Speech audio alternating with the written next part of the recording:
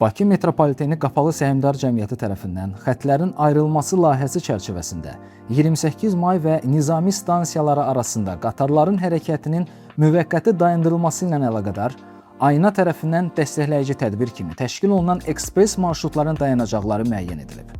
Dayanacaqların yeri ilə sizi yaxından tanış edirik. Metronun Elmlər Akademiyası stansiyasının qarşısındayıq. Daha dəqiq desək, Hüseyn Cavid prospektində metronun giriş hissəsinin qarşısında. Məhz bu ərazidən M1 və M6 ekspres avtobus marşrutları başlanğıcını götürəcək.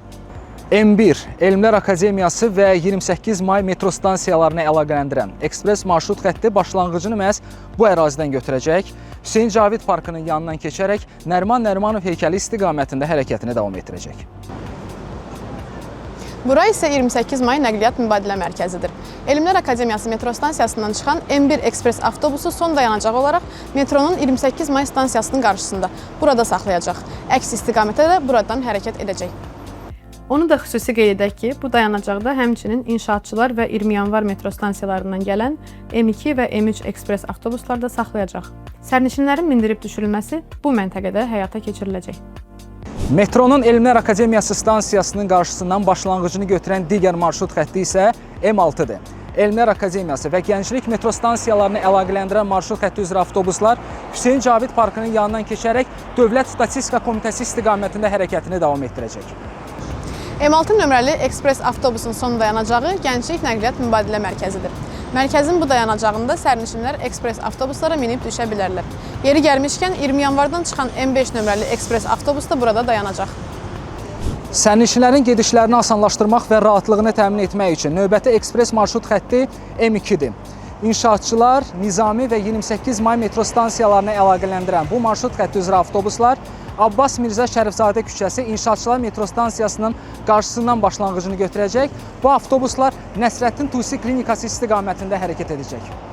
Hörmətli sərnişinlər, M2 nömrəli ekspres avtobusu hazırda olduğum Cəfər Cabbarlı küçəsi Nizami metrosunun qarşısından keçəcək və aralıq dayanacaq olaraq burada saxlayacaq. Son dayanacaq məntəqəsi isə 28 may nəqliyyat mübadilə mərkəzidir. Əks istiqamətdə hərəkət edən M2 nömrəli avtobuslar aralıq dayanacaq kimi Zivərbəy Əhmədbəyov küçəsindəki dayanacaqda Nizami metrosunun yaxınlığında saxlayacaq. Onu da deyək ki, Nizami metro stansiyasında aralıq dayanacaq kimi 20 yanvar metrosundan gələn M3 nömrəli ekspres avtobuslar da saxlayacaq. 20 yanvar metro stansiyası demişkən, buradan 3 müxtəlif ekspres marşrut xətti fəaliyyət göstərəcək. M3 20 yanvar, Nizami və 28 may metro stansiyalarına əlaqələndirən marşrut avtobusları başlanğıcını məhz bu ərazidən götürəcək. Həsən bəy Zərdabi və Tbilisi prospektinin kəsişməsində Respublika Ailə Sağlamlıq Mərkəzinin qarşısında. Avtobuslar Tbilisi prospekti istiqamətində hərəkətini davam etdirəcəklər. M3 nömrəli avtobuslar aralıq dayanacaq olaraq metronun Nizami stansiyasının qarşısında saxlayacaq. Marşrutun son dayanacağı isə 28 may nəqliyyat mübadilə mərkəzidir.